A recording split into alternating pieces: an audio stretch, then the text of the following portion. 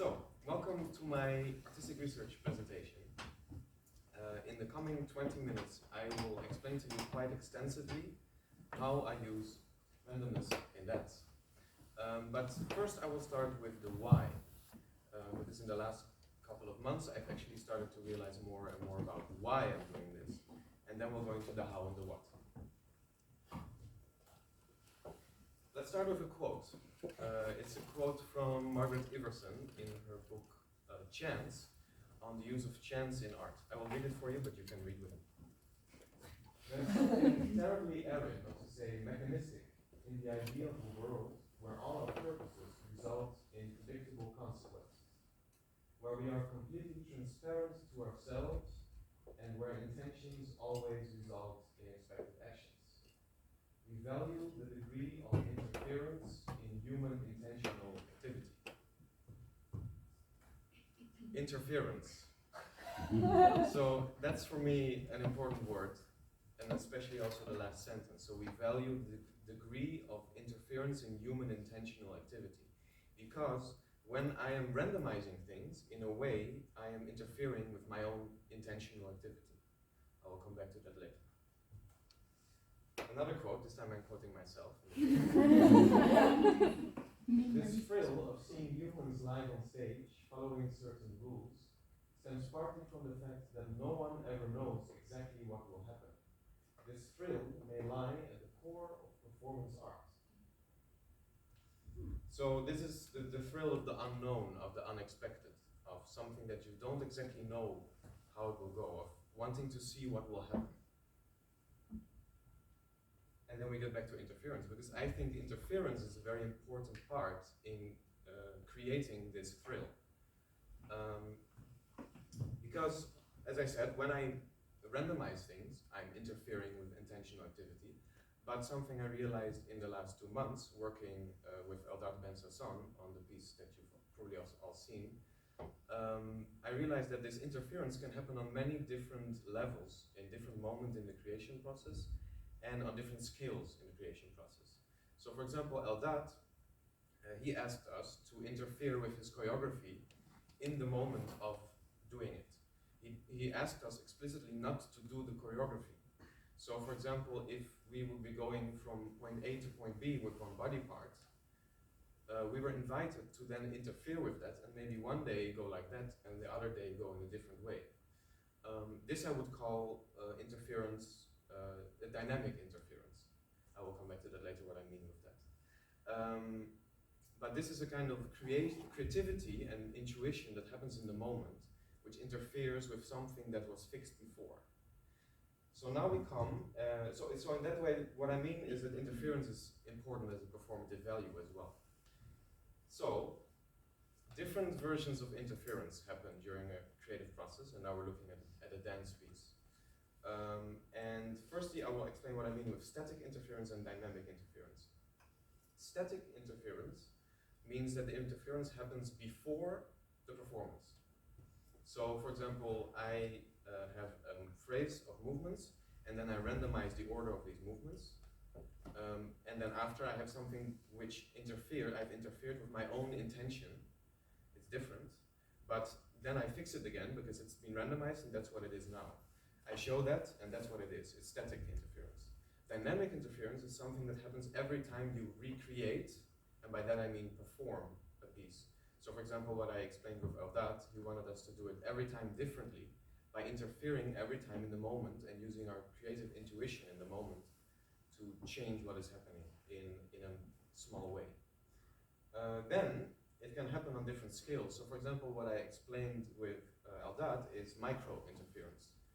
Dynamic micro-interference. So body parts going from point A to B in space, and then to interfere with that. Meso-interference is in between, of course, and that happens when you have the movements and you interfere with these movements, or the order of movements, or how a phrase is put together. And then macro, that is interference in the structure of the piece. And that is something that I've been focusing on quite a lot, actually, but we'll come to that also later. So now the most complicated part. I think all of this is important when we want to create meaning on stage. And by meaning, I mean something that is meaningful for the observer. Because in the end, if what you do on stage is not meaningful in some way to the observer, you can just as well do it in your bedroom, I think. I think you need two main things to create meaning on stage. One is recognizability, and the other is creativity of the performer. So first I will read something that I wrote about creativity. Creativity is an act of the moment. One can use it to create something, but once it has been created, to recreate it is to present something that was. It has become static. It can be shown again, but I believe every time you show something again, it has to be reborn in some way. One can use interference during the creation process, so that is static interference, but I believe that to make something performative truly dynamic and meaningful, one needs interference during the recreation of it. So I mean that every time you perform something, in a way, there should be something that you recreate. So in Eldad's work, this is done, for example, by using the strict and clear partiture of the choreography as a base on which to intuitively, in the moment, create our path, always trying to avoid habitual actions. And that's then an example of interference on the micro scale. So that is the creativity that I mean. And I think interference in the moment can induce this creativity in the performer, which creates the dynamic quality that we need. And dynamic quality, by that I mean the thing that you cannot describe, the thing that you cannot put into words. It's the thing that once you try to analyze it, you break it. Because if you can put a dance performance completely into words, then maybe you could also write it. It could be a book. Then it can be questioned, why would it be a dance performance? I think it shouldn't be able to be put into words. So you need dynamic quality. That's the first half. The second half is recognizability. That's a bit less interesting in my research, or I've been less focused on that. But for example, the human body is something you can recognize, which luckily we generally have in a dance performance. Or a shape in space, so someone can be walking in a square, or something more complex, like a sort of relationship between people in space. And I believe that if you have only recognizability and zero creativity in the moment, it will be like, okay, I see a square, or I see people, but it won't be very different than, for example, reading it in a book. And if you have only creative value and no recognizability, you will just be looking at something with a big question mark. And it still won't be it will be maybe interesting, but it might not be meaningful. So I think you need both of them together. So then I end up with the formula. Recognizability times creative value performer is meaning conveyed to the observer.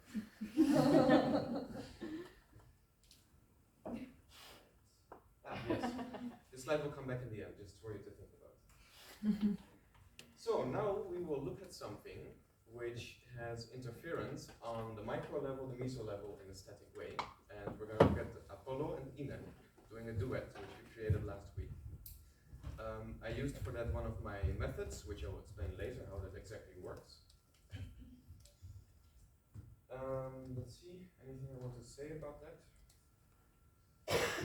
Well, so we used random inputs to create a movement. So in that way we were interfering on a micro level statically with what the movement exactly is. And also on a meso level, because the whole phrase is defined by randomness. So in that way there's no intention at all directly from the dancers except for following lines in space. And then I already filled in a bit more the scheme with Eldad in microdynamic interference. And these lines are the lines that we use to create the movement in space. Yeah, let's start.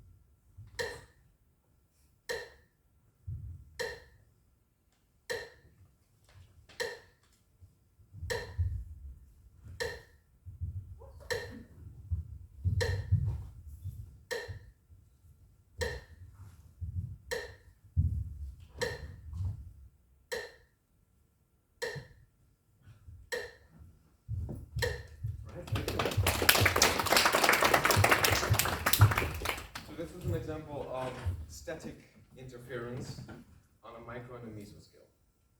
There you go. Yeah.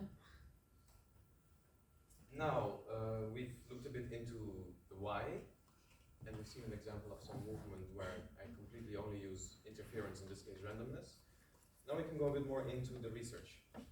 So, first, where it started. There was a moment we were sitting in class, my cousin and I, and we were bored. So we were writing on a paper with lines, and we were asking the calculator to give us random numbers to dictate in which direction to draw these lines. And we decided to only finish when we got back to the same point where we started, and that took about 3 hours. And then we ended up with something like this. And that's the point where I started to get interested, because I was wondering, why does it look interesting to me? Why do I like it? And what could I do with this? So fast forward a couple of years to last year, maybe some of you know, the piece that I created for Open Podium. I think it's called 1778466 or something like that. So in this piece, actually what the dancers are doing is they're walking these lines that you saw on the paper in the space. And I'm saying these random numbers live in the moment. So that means that at this point we're dynamically interfering on a micro-meso level. I would say on a meso-macro level. On the micro level, actually, it's very fixed because it's just a step. So it's like, this is the movement. So the movement in this case is fixed, but then where you go and when you go, it's completely dynamic based on whatever random inputs you're getting in that moment. So that was that piece.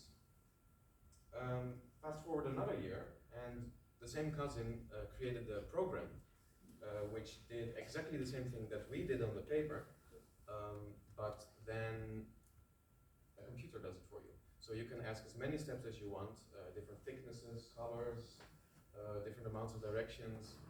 You can make quite nice things with them. But also then I started wondering, how can I translate these randomly generated lines in a 2D space into 3D movement in space? So that's where that was the seed of the artistic region. So now we get to my main question of the whole research, which is, as a choreographer, how can I use randomness in a creation process? And in retrospect, as you have heard now, I've been also quite busy with why would I use randomness. So my expectations were deviations, changes, a windy path which I expected might lead me to some methods and ways of working that I and others could use. So speaking of methods that I and others could use, this is the random kinepath method, which is what we use to create the duet now. And it is exactly my answer to my question, how can I translate these 2D lines generated by the random path generator into movement in space? It's called random kinepath because it's based on random input. I'm using kinespheres of different body parts to draw lines or a pathway in space. So I will quickly explain it. You start with a certain pathway, let's say that's the pathway that we generated. Then you divide it into random length bits. So in this case, the first one is 3. Then we see we have another 5, here we have another 2. But you can roll the dice for this every time, or you can decide what you want to do, but then it's less random. Next step would be then to allocate body parts to it. You can also do that randomly. So in this case, with right hand, hips, and then right shoulder. And now the most interesting part is placing it in 3D space. So in this case, if we start with the right hand, I might decide to just draw that thing on this plane in the space. So we have 1 step and then 2 steps like that. But now we continue with the hips. And for the hips, you can choose whatever you want. But in my case, I think the most easy is this plane, if I want to draw with my hips. And then I can choose which step size I do. I can do a small step size or a bigger step size. And in that case, I would be drawing this, this, and this. And then we continue with the right shoulder. And maybe I choose that plane. And then I draw whatever I need to draw there. So this is the random kinepath method, which is one of the things that came from the research. But I found it a bit too static. Because it's something that you define beforehand. To do it live might be possible, but it's a challenge. my next idea was to create a score which is dynamic, uses input from outside, which can be random, to decide what will happen later on in the piece, which is kind of also how my piece, the 177, etc. piece, which I explained about earlier, worked.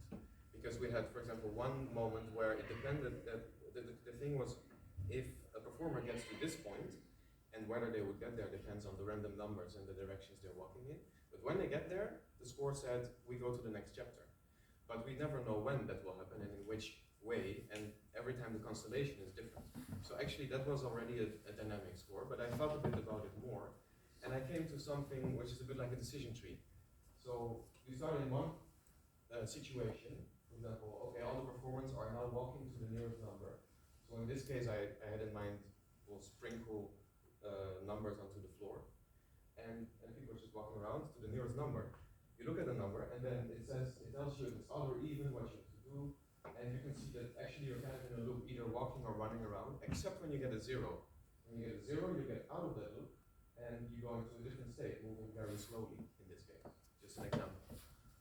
So this kind of general idea of using random inputs, it doesn't have to be numbers, it could be anything, and having a score which dictates what happens with those inputs, is something that also came from my research. I haven't really done a lot with it yet, except for one thing, which also some of you might know, which is the hammer game. But since I'm running a bit short, I will not show now, but I can send you the link if you want. But the hammer game, what it comes down to is, it's a turn-based game where the people get random directions, I'm screaming them at them, and it's either left, front, back, right, and you can do every time one action into that direction. And the goal is to get to the big hammer. That's it. And it's really nice to see because no one knows what will happen because the directions are random, and sometimes something very funny or interesting emerges. We can see one time 10 seconds. Ready? I cannot skip it, I don't know why.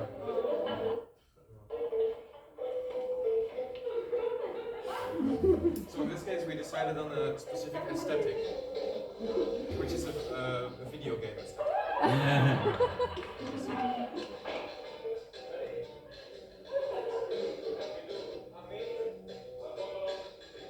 And now I start giving directions.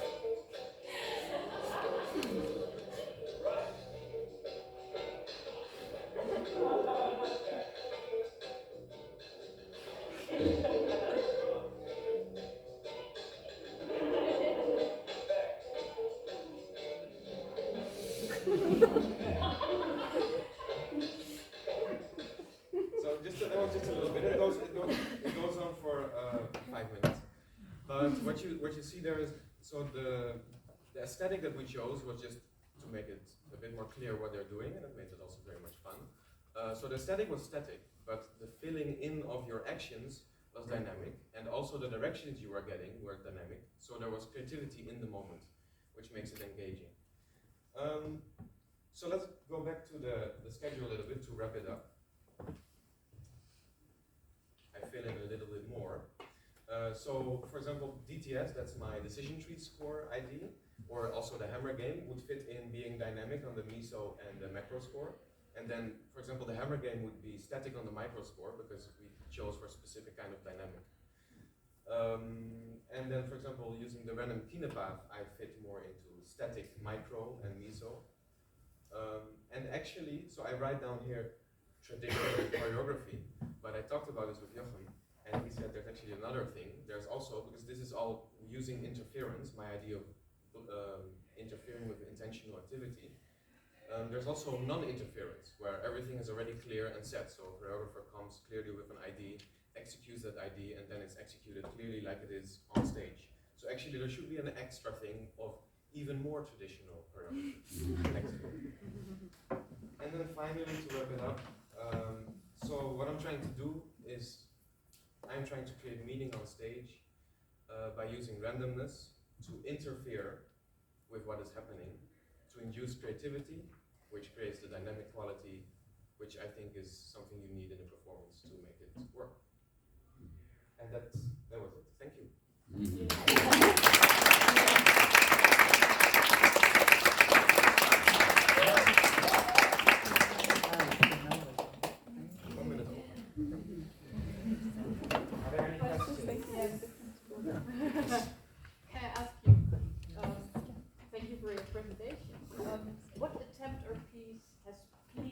most from the spectator point of view, looking at your own work? So far, in this year, the thing was I didn't really have enough time to really create a piece, except for the monster piece, but that's a whole different story. So in that way, the thing that I was the most happy with was the one from last year, the 1778 something, because I was able to put quite some of my ideas in there, and it was interesting. The hammer game was a fun thing, but it was just a little playing around with something. And then, for example, now what we created with the duet that you now saw, I would love to create a long duet with this, where there is no, in the beginning, there's no intention except for following randomness. And then that starts to go into more intention and more meaning, like, that there's more sense to play with this gradient. That's something that I would like to create. But so for now, it would be the walking piece, the 1778 thing. Something. Yeah. Thank you. Any other questions? I have a question about your equation. Because it seems to imply that the more recognizability and the more creative value, the better the piece, or more meaning. Yeah, that's debatable. Yeah. So that's why I asked. Yeah, the thing was, I thought of the equation just because, more importantly, that if either one of those is zero, the outcome will be zero.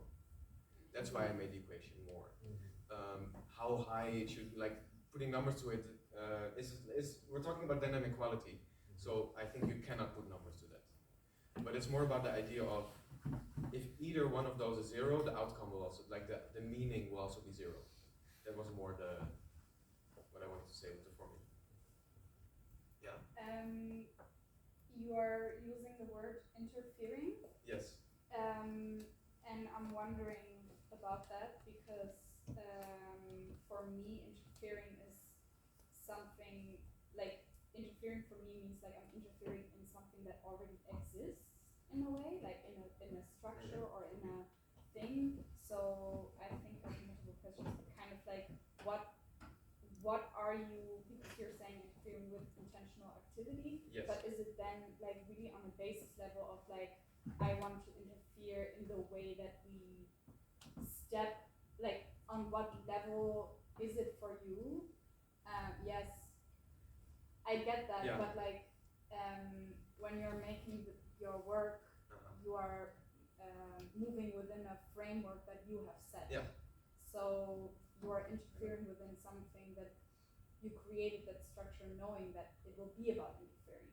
So I'm wondering, how would you think about it if it would be, for instance, a set structure of someone else, kind of like more this adapting. Because for me, it's very different to interfere within something where you know you're going to interfere versus maybe something more spontaneous. Do you know what I mean? So we're talking here about the difference between static interference and dynamic interference. Probably. And then your question is, how would I dynamically interfere with what I'm doing myself? No, just more like, yeah, what does this interference mean to you? What does it mean to me? Versus if it's something in your own work, versus if it's interfering within a structure that is given to you by someone else. Okay, so if I come and create something, I have to have some idea of what I'm going to do. Right. And then it will be a choice of myself to be interfered with or not. Or to say, this is static. I can decide what is static, and I can say, that is dynamic. So it's more like to be aware of what you keep static, what you keep dynamic, and to play with that. It's more of an awareness for me, and a thought of how to think about these things. I think more like that. It's not that I want to create a piece about interference. No, yeah. No. Yeah. Thank you for the presentation. I'm very interested. Okay, it was clear from. Okay, my question is if you could reflect a bit on this interference or creating performances like this from the levels of the choreographer, the dancer, and especially the audience. I can reflect on this. What does it mean for a choreographer for their practice? What does it do for a dancer, and what does it do for from the performer? performer's perspective, because you said creating meaning, but anyway. And I understand you didn't work on that part yet, and that's why I'm actually thinking in the audience. So first the first two. There's also the audience, that's true. So first of all, the audience is, when it comes to creating meaning, who is the audience? That's very important. That makes a big difference. Because, for example, you have the two parts of the creativity part, which is more the performer side. Recognizability is more the audience side. It depends who is looking at you, what they recognize. So you can have something that is, you can have a trained audience that knows dance pieces and realizes that there's a reference there or something there, and other people will not recognize anything and will have a big question mark. That's one thing I can say about the audience. But I believe that when it comes to this creativity, I believe there's a difference.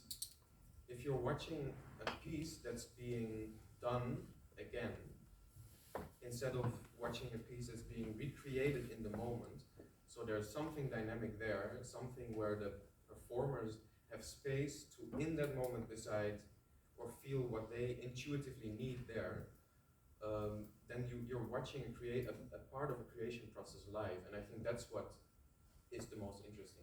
Also, for whatever audience, it's the most engaging.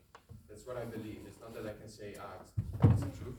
No, I agree. So okay, I asked where the question came from. So with the choreographer's level, I was wondering like, what are your thoughts in relation to like authorship? And with the performers, I see it puts them in a different state of another mode of performing, because indeed they also don't know everything. Yeah, that's a good question. So I was also then curious about what does it mean? How does the audience then watch this? Because you announce them, I assume that it's random and that they're just text. So for me, I was just thinking more if it's about if the interesting thing, if the potential here is recognizability, or rather looking at how relations emerge and the second part. Is more emerging meaning through relationships rather than recognition. It's the recognition is more was more an afterthought that I added because I was talking about it with my grandfather, and he is doesn't know anything about dance. He's not a dancer, and we watched some pieces, and then we got talking about it, and he was wondering about some pieces because he said, I feel left alone, left in the dark. I don't know how to connect to this. And I found this an interesting point, and we came to the conclusion that to put some meaning, you need some recognizability, But as I said also, in a way the human body is already recognizable, so in a way it's there. So it's also not what I'm focusing on. I'm focusing on this emerging, this creativity in the moment. Emergence is also a good word for that. Something else I wanted to say. And for example, now what we were looking at is something, it's more like an experiment. It's something I put into a vacuum because I want to see what happens. If I would make a piece with that, I wouldn't want to put it in a vacuum like this. This is really my scientific mind saying, okay, what if we have only the static interference and see what happens? That's kind of what you saw. So indeed, the performers are in a bit of a weird state because I don't tell them anything of like why, where, who, what. No, but that's we have to stop I think here, it's unfortunately, because there's more presentations to listen to. But you can always continue your conversation. No, but I just think it's really good. There's a lot of potential, but that maybe there is more to see than just the recognition of human body. That's what I mean. In that way, could be. It was more something that I added to make it make sense for me, and it's not something that was part of the research.